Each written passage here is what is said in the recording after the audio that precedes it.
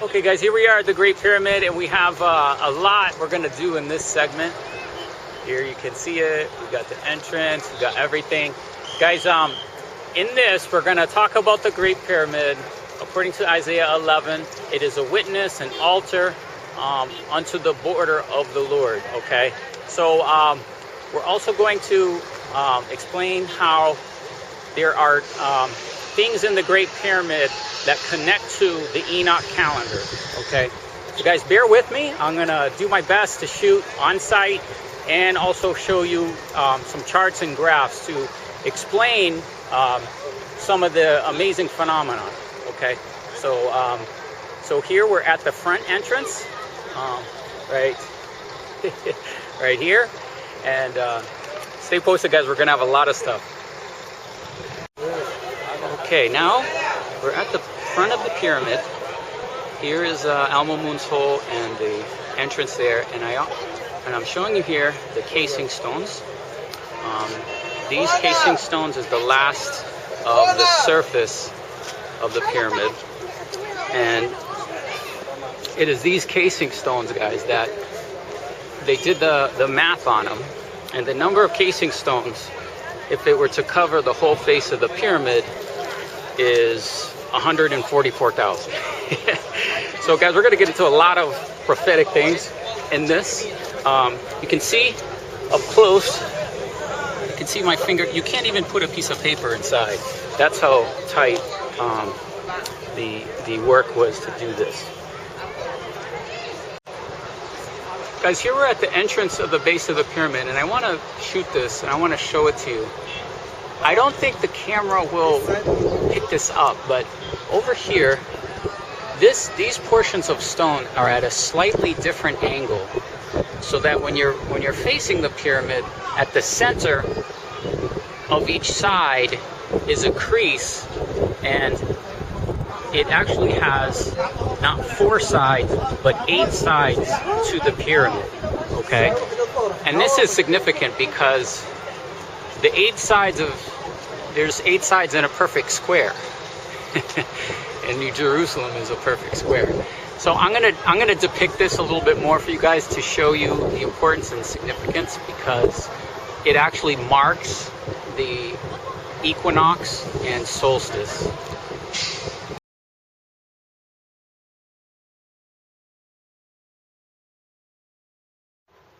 Okay guys, I'm pointing out here that we have a bunch of mounds. I'll have to show you this in a more aerial way, but the thing I want to point out, guys, is look at, you can see many of these pyramids. You can see the original external stones here angled. This is important as we look here. Many of these structures are right in front of the pyramid to the left. So here, I'm going to try and get a shot. There's 3 main pyramids that will project the sun on the pyramid, marking the solstice and equinox cycles. Okay guys, I'm trying to get a good view of these 3 pyramids. These are the stones that are left. I showed you the original stones that probably were covered in these forming pyramids. You have 1, you have 2, okay, and this one over here is probably in photos just a mound. It just looks like a mound of dirt, but these are all pyramids. And what they do, guys, is they will upon certain alignments, I'll show you a good photograph or a good depiction of this. What they do is the sun would be coming from this direction. I'm actually not sure what direction we're in right now, guys, but basically the sun would project against these lower pyramids, which would then place a shadow on the Great Pyramid. And when they would do, there would be a point, I forget which is which, but there would be all 3, there would be 2, and there would be 1, and each one is marking perfectly the solstice. The solstice summer and winter, and vernal and in the equinoxes. Okay, so the Enoch calendar talks about this, and what it talks about is that when the sun rises and sets, it does so in portals, and what that means is positions on the horizon. So the sun would arrive at one position on the horizon, and it would set in the position on the horizon. Now, this is a unique sundial because it's basically taking that information from the Enoch calendar and doing it in a way that slowly, the as the sun moves through each position, it will highlight and shadow the Great Pyramid with these three pyramids. So that's very, very amazing. And this is why the Great Pyramid is a timepiece. Okay, so I'm here on the ground showing you this, and I also have some graphic representations to show it better if that doesn't make sense. And while I'm here, I just showed you the angle where the Great Pyramid has points in the center that have a slightly different angle for each side, so that as we're looking at this side, it's actually not one side but two sides. And what happens is, as well, when the I forget which one, I think it's the vernal equinox, one of the equinoxes, it aligns perfectly, a shadow lines with the pyramid. And not only that, the sun highlights the side of the pyramid where you can clearly, distinctly see this. And I'll show you some photographs of it, because this is it's a type of thing I have to show you versus just being here at the base of the pyramid. But the thing we have, guys, is these, as we can see through the other stones, these small pyramids were pyramids. And in fact, you can even see the alignment of this one in the center with where I'm standing. So you can see it's aligned with the Great Pyramid perfectly. And so that when the sun is here, we're about a little over a month from the vernal equinox. So so you have that alignment, and then that would be 2, and then as it moves, it will project different different pyramids for each equinox, 1, 2, or 3, and those would be casting a shadow on the Great Pyramid.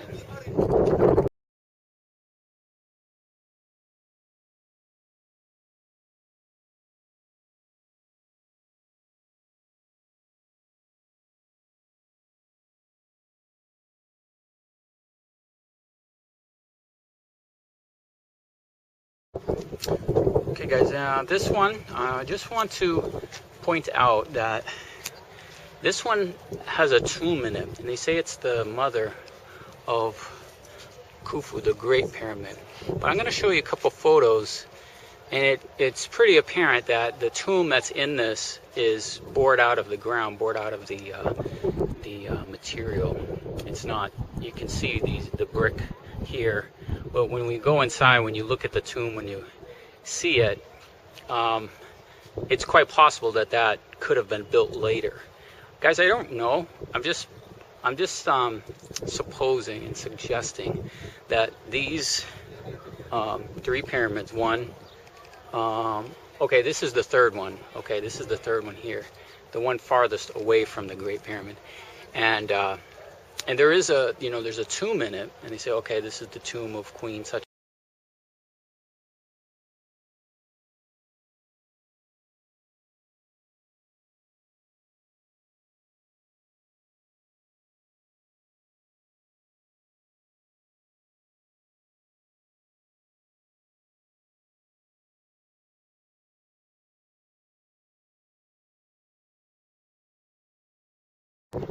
Okay, here's another shot, climbing all these different pyramids to give you good views of this.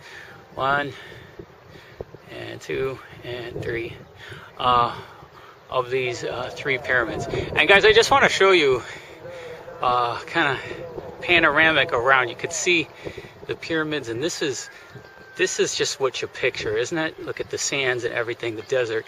But then, look, just right here is Cairo. Right there, all these people. So cool. Okay, guys, once again, here's our pyramids we're staying at. This is one, this is two, this is three, and I'm standing here and I'm attempting to show you the alignment of this pyramid in conjunction with the main pyramid. Obviously there's some material missing. You know, people call these you know, different things, but we can clearly see, again, as I've showed you before, at the base you can see these were pyramids. You can see the original face of them. Okay, so these were pyramids. These were not step pyramids. They were pointed pyramids. But here we have the best I can get in terms of an alignment between this center one, number 2, with the main pyramid here. There you can see it. And off the distance here is a boat. That boat was found in between this pyramid and this one. In the ground there is where the boat was. Okay, guys, at our opposite view here, we got.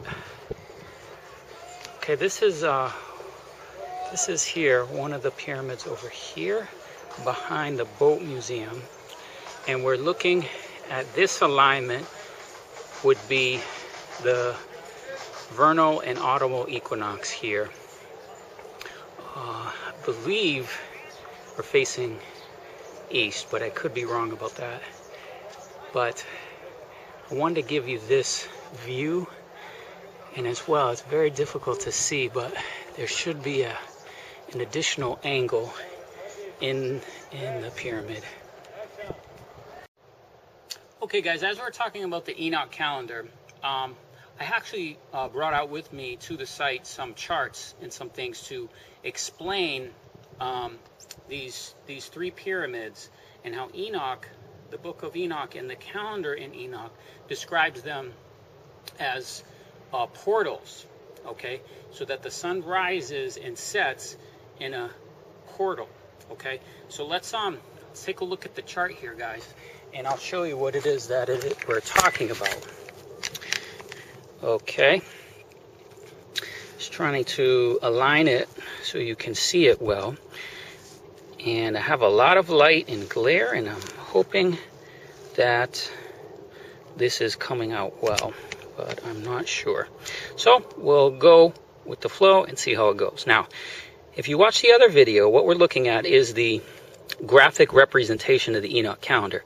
So this is month 1, and this is month 7. You can see the sun is equal day and night. So the yellow is sun, and that happens in the 1st and 7th months. Okay, so the 1st and 7th month is the vernal equinox and the autumnal equinox. Okay, so let's remember that, you know, the 1st and 7th month represent those positions of the sun when it's equal day and night. Then on the 4th month and 10th month, you have in the summer a solstice, and the 10th month is a winter and a solstice. So summer and winter solstice. Okay, so on the pyramids, this alignment here in the 1st and 7th month represented 2 pyramids. And then I can't remember. I'm gonna have to just show you some pictures of where the 1st and 3rd pyramids position the solstice, whether summer or winter, which I don't recall off the top of my head right now, but that's okay. So as we're looking at this, guys, you can see in the center, you see this is east, this is west. So, for example, if you're on the earth and you're looking east, there are positions, you can see 6, 5, 4, 3, 2, 1, positions that Enoch describes the sun rising in. Okay, and this is the east, and then when it sets in the west, and if you look west, so if you're in the center, you look west, the sun sets in that same portal. For example, the 1st month is 4, So that's portal number 4. So when you look in the east, it's going to, sun is going to rise in the east in this position, in portal number 4. Then it sets in the west in portal number 4.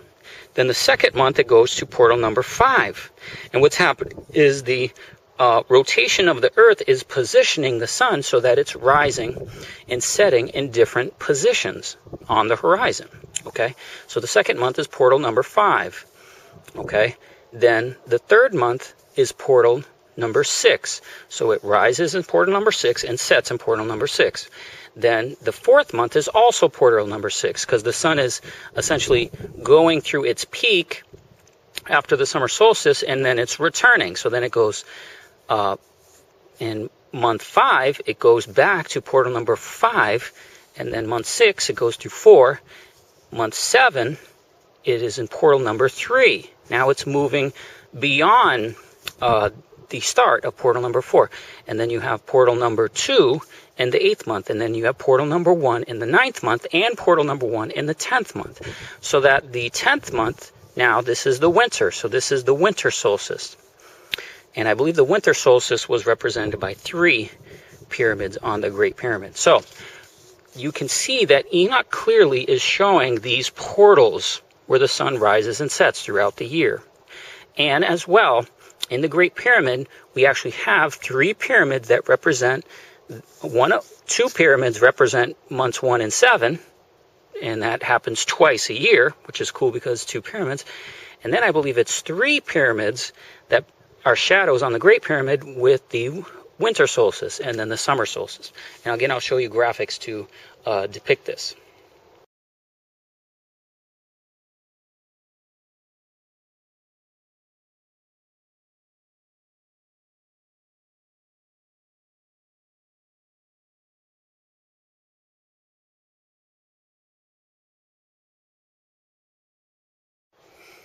All right, here we're trying to depict these 3 pillars, guys. These are the ones I was explaining to you. And you can see on the spring and autumnal equinoxes, vernal and autumnal equinoxes, you can see that they cast a shadow on 2 of the 3 pyramids that protect this shadow here on the Great Pyramid. And then on the summer solstice, the sun is only projecting this one. So this one, only one is appearing on the pyramid. And then this one happens twice, and there's 2 pyramids, and then the winter solstice is 3. Okay, so then all 3 are then with the sunlight coming this way, projecting 3 shadow pyramids on the Great Pyramid. So, excuse me, this is perfectly showing the portals that Enoch talked about, because there are 6 portals, but there are main portals at 4. This one is 4, and then this one is 6, and the winter solstice is 1. So Enoch shows more of the positions, but those positions of the portals on the horizon do line up with this alignment here. Okay guys, I'm trying to get some good lighting here and everything to try and show you this.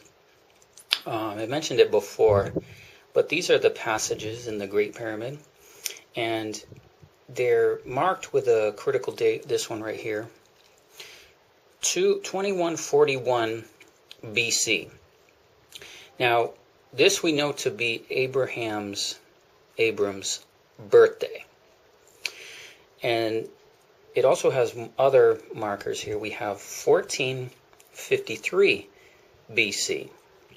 This is the Exodus. Okay. We've proven this is actually 1452 BC. But these are accurate years. Okay, we have another one. You can see here is 33 AD, which we know is when the Lord Jesus Christ was crucified. So within the Great Pyramid, in these markers and passageways, we have clear dates given. In addition to that, we have 1914 here as the beginning of World War I. As well, trying to get this quickly, there's another amazing chart here, this one. Try and get it on the screen for you to see a little bit, but the main thing I want to show you here is some research was done, and it was determined there was a 7-year time period by measuring the King's Chamber. And we actually have dates between 2010 and 2016, which we know to the time of the King's timeline. So guys, I'm going to go in the pyramid, but I don't know if I'll be able to get photos of it. So that's why I'm trying to do this here and show you these charts. In addition to that, there's one more critical date. Sorry for the wind. And this one, also, this chart also shows, is it this one? No, it's not this one. Sorry. I have one more. Let's see, there's one more that also shows 2010. Okay, no, this one shows another thing I want to show you. 1521. I'll make all these charts available so you can see them. I'm just trying to do this on site. 1521 is the Protestant Reformation. So we have Protestant Reformation, the Exodus, the Lord Jesus Christ crucifixion, World War I, Abraham's birth, and there's another one which is here. It's 2623 BC. I think that's when the pyramid was built. If that's true and that's when the pyramid was built, this would be about 200 years prior to Noah's flood. Okay, so these are other things. I'm going to go inside the pyramid. I'm going to go in these passageways as many as I can. I don't think I'm allowed to take photos, so I want to do a quick video and demonstration of these charts.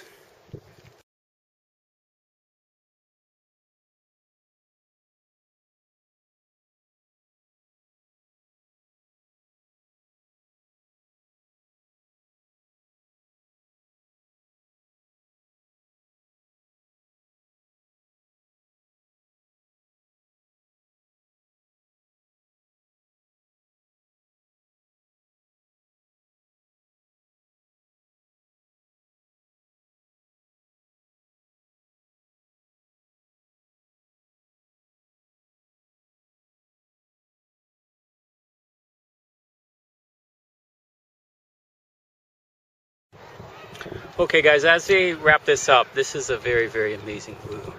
I'm on one of these 3 pyramids that I keep talking about in this video. This is the center one, and I'm on the first one, or third one, however you want to say it, but the other one that's right in front of the pyramid. And this is a great view. And here you can see a little bit of the alignment. So you have the Great Pyramid, and guys, the Great Pyramid is the one that you can see that we're focusing on. Now, if you go through the history, they'll tell you that this is the Pyramid of Khufu. And I just went inside. I'll show you a couple photos. They're not the best photos, but there's only one inscription in the whole thing, and it doesn't make any sense. It doesn't fit the way the Egyptians did tombs. So the Great Pyramid is not a tomb. I'll show you a couple of photos of the sarcophagus inside.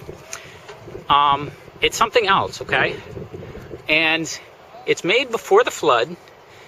It's made by somebody that...